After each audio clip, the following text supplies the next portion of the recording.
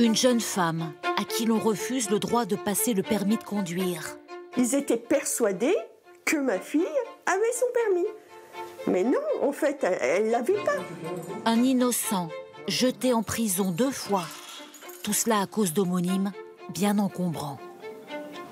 C'est peu dire que Morgane savoure la possibilité toute nouvelle de conduire. Moi, je voulais tout abandonner. Tant pis, je prendrai le vélo.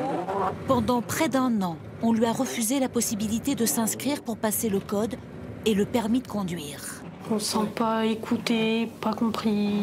Quand on a essayé de les contacter, pas de réponse, rien du tout. Car Morgane a une parfaite homonyme. Cette autre Morgane Vallée avait déjà le permis, de quoi bloquer sa propre demande à l'Agence nationale des titres sécurisés. Les deux sont nés le même jour. Le 17 mai 2004, comme l'autre Morgane. C'est pas de chance. C'est pas de bâche. C'est pas de chance.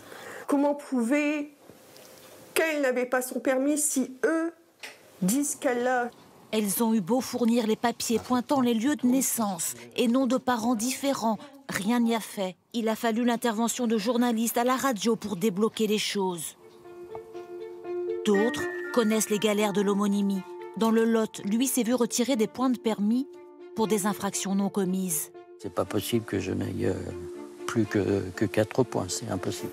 Près d'Angers, un homonyme né le même jour a mené la vie dure à cet homme, interdit bancaire, fiché par la Banque de France. En Martinique, une femme a perdu ses droits aux allocations familiales.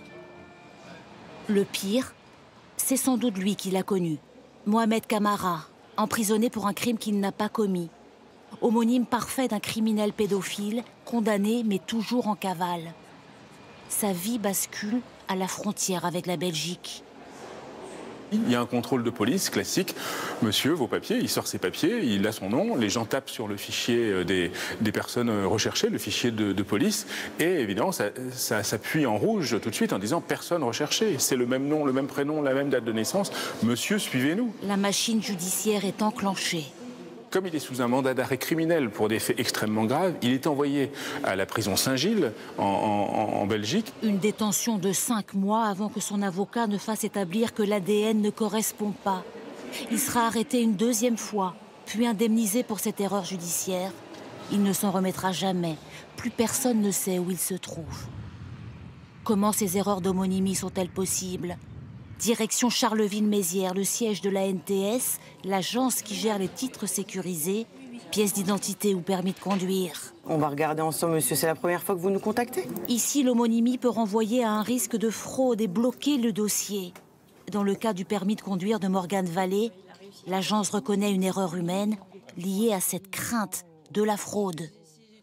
La lutte contre la fraude et la sécurité, la protection de l'identité sont des impératifs extrêmement importants. Je veux d'abord évidemment dire le regret et les excuses de l'administration pour ce retard dommageable.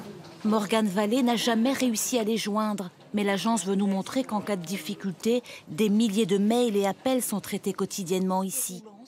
Au final, 2 700 000 nouveaux permis sont gérés tous les ans. Vous êtes bien connecté à votre compte? De l'absurde jusqu'au drame, ces histoires restent malgré tout rares face aux millions de dossiers traités chaque année dans les administrations françaises.